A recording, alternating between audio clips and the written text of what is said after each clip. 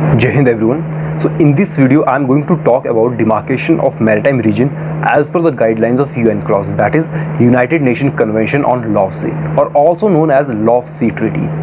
Well, we have UNCLOS in our context, so let us briefly discuss about it. UNCLOS, that is this convention, is the result of third United Nations Conference on Law of Sea.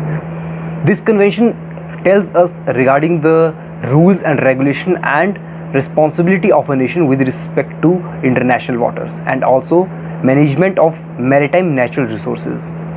However, UN has no operational role to implement these conventions. Instead, we have various other organizations. For example, IMO, that is International Maritime Organization, International Seabed Assessment, that is ISA, and International Whaling Commission, that is IWC. Well, coming back to the topic of the maritime regions, UNCLOS divides maritime region into various areas. The very first, we have internal waters. Now all the water bodies which are present behind the coastlines, these are regarded as internal waters. These cover deltas, estuaries, etc. In this region, coastal states enjoys complete jurisdiction and no foreign vessels are allowed to enter into this region.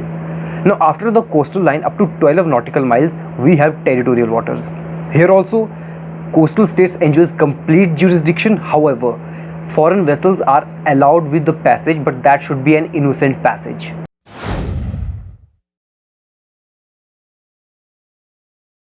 Now what do we mean about the innocent passage?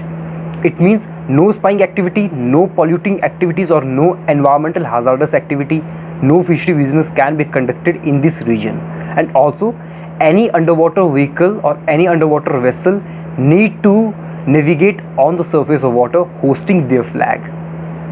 Now after the territorial waters, up to another belt of 12 nautical miles, that is from 12 nautical miles up to 24 nautical miles, we have contagious zone. In this region, coastal states enjoy partial jurisdiction, and to be very specific, it enjoys jurisdiction over taxation, custom, immigration and pollution, and rest of the other illegal activities, these came under international rule. And this is what, that is the diversion of the power makes contagious zone hot pursuit area. Now after the contagious zone, we have exclusive economic zone. It is extended up to 200 nautical miles, and in this region foreign vessels are allowed freedom of navigation, but they cannot access the natural resources present over there. Only the corresponding nation can access the natural resources which are present over there. And also one interesting fact I would like to share, that acquiring an island which is away from the mainland of a nation helps to expand its exclusive economic zone. Now it is one of the reason that why South China Sea is in so much news these days, not these days, from the few years, and why China wants to claim over entire South China Sea. And also one other example I would like to share to understand little better about acquiring these islands which are away from the mainland, and the best example is India. India enjoys complete jurisdiction over Lakshadweep and Andaman Nicobar Island, and it helps India to expand its exclusive economic zone. So thus, as a crux, we can say that acquiring an island which is away from the mainland of a nation helps one nation to expand its exclusive economic zone, and thus acquiring a large source of natural resources.